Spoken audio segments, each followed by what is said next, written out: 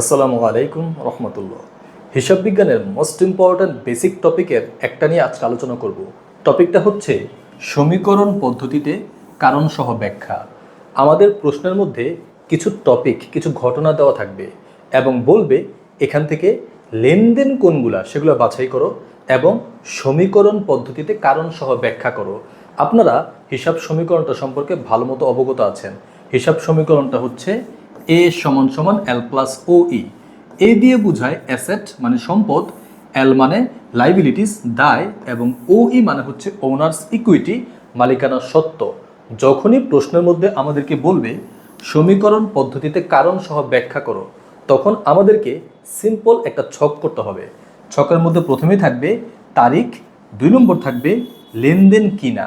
কারণ যেই ঘটনাগুলো দেওয়া আছে সেগুলো যদি লেনদেন হয় তাহলে আমরা লিখব লেনদেন, আর যদি লেনদেন না হয় তাহলে আমরা লিখব লেনদেন না।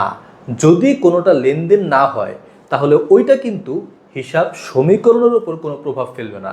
শুধুমাত্র যেগুলো লেনদেন সেইগুলোই হিসাব সমীকরণের উপর প্রভাব ফেলবে।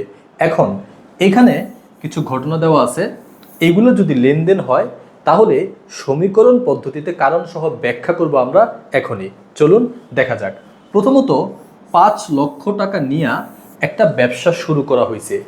একটা লোক, তার কাছে কিছু টাকা ছিল, সেটা নিয়ে সে ব্যবসা শুরু করছে। স্বাভাবিকভাবেই এটা একটা লেনদেন। কোন ঘটনাটা লেনদেন, কোন ঘটনাটা লেনদেন না, এটা নিয়ে আমরা অলরেডি বিস্তারিত আলোচনা করেছি। আশা করি আপনারা ক্লাস দেখেছেন। যদি না দেখে থাকেন এখনই দেখে নেন, আপনাদেরকে লিঙ্ক আমরা ডিসক্রিপশন বক্সে দিয়ে দিচ্ছি। এখন এই যে লেনদেনটা, এই লেনদেনটাকে যদি আমরা এই সমীকরণ পদ্ধতিতে কারণ সহ ব্যাখ্যা করতে চাই তাহলে আমাদেরকে এই যে ছক, এই ছকটা করতে হবে।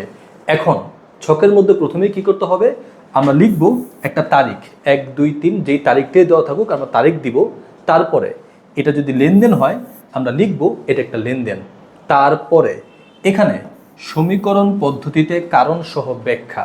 প্রথমত একটা কমন একটা মুখস্থ লাইন আছে এখানে, এ সমান সমান এল প্লাস ও ই হিসাব সমীকরণের।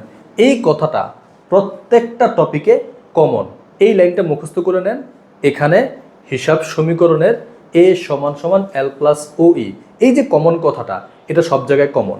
এখন আপনাকে যেই কাজটা করতে হবে, এই যে 5 লক্ষ টাকা নিয়ে যে আপনি ব্যবসা শুরু করলেন, এটা জাবেদা কি? জাবেদার ক্লাস তো অলরেডি আপনারা দেখেছেন। জাবেদা কি বলেন তো? যেহেতু ব্যবসায় নগদ টাকা আসছে, নগদান হিসাব ডেবিট এবং মূলধন হিসাব ক্রেডিট।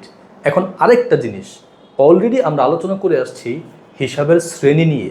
এই যে নগদান হিসাব, এটা একটা কি সম্পদ, এবং মূলধন হিসাব এটা একটা কি মালিকানা সত্ত্ব। এখন আপনার এই যে লেনদেনটার কারণে ব্যবসায়ী কি নগদ টাকা বেড়েছে না কমেছে? স্বাভাবিকভাবেই ব্যবসায় যেহেতু নগদ টাকা আসছে তো নগদ টাকা বেড়েছে, সুতরাং সম্পদ বৃদ্ধি পেয়েছে, মানে এ বৃদ্ধি পেয়েছে। এই জন্য আপনি লিখবেন এই যে এ বৃদ্ধি পেয়েছে। এবং এই যে টাকা দেওয়ার আগে এই ব্যবসার উপর মালিকের কি কোনো অধিকার ছিল? ব্যবসায়ী তো ছিল না, টাকা দিয়েছে, ব্যবসা তৈরি হয়েছে, একটা অধিকার তৈরি হয়েছে। ধরেন একটা লোক বিয়া করছে, বিয়া করার আগে কি ওই মেয়েটার উপর ওই লোকের কোনো অধিকার ছিল? ছিল না। বিয়ে করছে, অধিকার বাড়ছে। এখানেও দেখেন এই যে টাকা দিল, ব্যবসা শুরু করলো, তার কারণে ব্যবসার উপর অধিকার বাড়লো, মানে মালিকানা সত্ত্ব বৃদ্ধি পাইল। এই জন্য আমরা লিখছি ও ই, মালিকানা সত্ত্বটাও বৃদ্ধি পাইছে। আমাদের জাবেদার মধ্যে 2টা টপিক ছিল, একটা হচ্ছে সম্পদ আর একটা মালিকানা সত্ত্ব। সম্পদও বৃদ্ধি পেয়েছে, মালিকানা সত্ত্বও বৃদ্ধি পেয়েছে। এই কথাটাই আপনাকে ব্যাখ্যা করতে হবে। যখন আপনাকে বলা হবে সমীকরণ পদ্ধতিতে কারণ সহ ব্যাখ্যা করো, তখন যদি লেনদেন হয় ওইটাকে আমরা মনে মনে জাবেদা করব। তারপরে ওইটার হিসাবে শ্রেণী নির্ণয় করব, সেটা বৃদ্ধি পেল নাকি হ্রাস পেল, ওই কথাটা জাস্ট আমরা এখানে দেখাই দিব। আপনাদেরকে আরেকটু প্র্যাকটিস করে দেখাই, চলেন।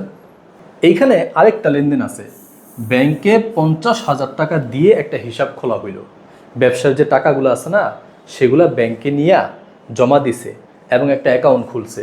আপনারা জানেন ব্যাংকে টাকা বাড়লে ব্যাংক হিসাব ডেবিট। ব্যবসার টাকাগুলো যেহেতু ব্যাংকে জমা দিছে, সুতরাং ব্যাংকে টাকা বাড়ছে, ব্যাংক হিসাব ডেবিট। এবং ব্যবসার থেকে তো নগদ টাকাটা চলে গিয়ে ব্যাংকে গেছে, ব্যাংকে টাকা বাড়ছে, কিন্তু ব্যবসার যে নগদ টাকা সেটা কিন্তু কমছে, সুতরাং নগদান হিসাব ক্রেডিট। এই যে জাবেদা, জাবেদা নিয়ে অলরেডি অনেক আলোচনা হয়েছে। আশা করি আপনাদের মনে আছে। এখন জাস্ট আপনাদেরকে শর্টকাট আমরা জাবেদাগুলো দেখাবো।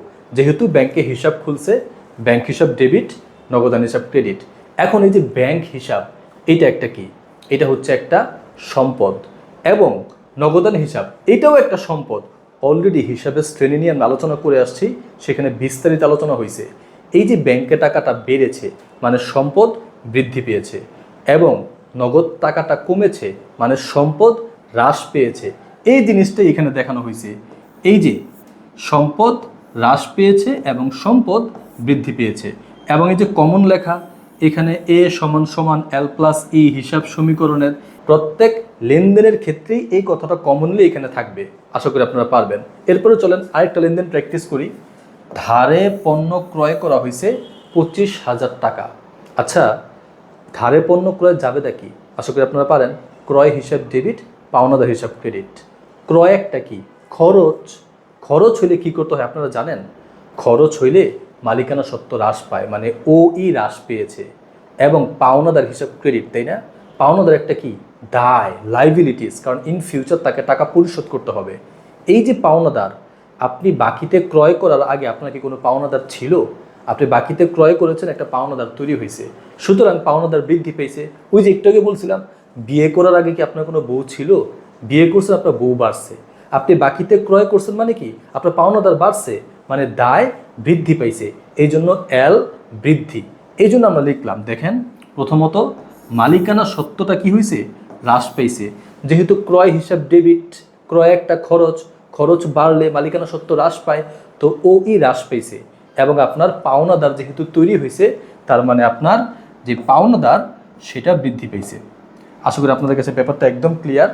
এইরকম আরও অনেক লেনদেন থাকবে যেগুলো আপনারা হিসাব সমীকরণ পদ্ধতিতে কারণ সহ ব্যাখ্যা করবেন।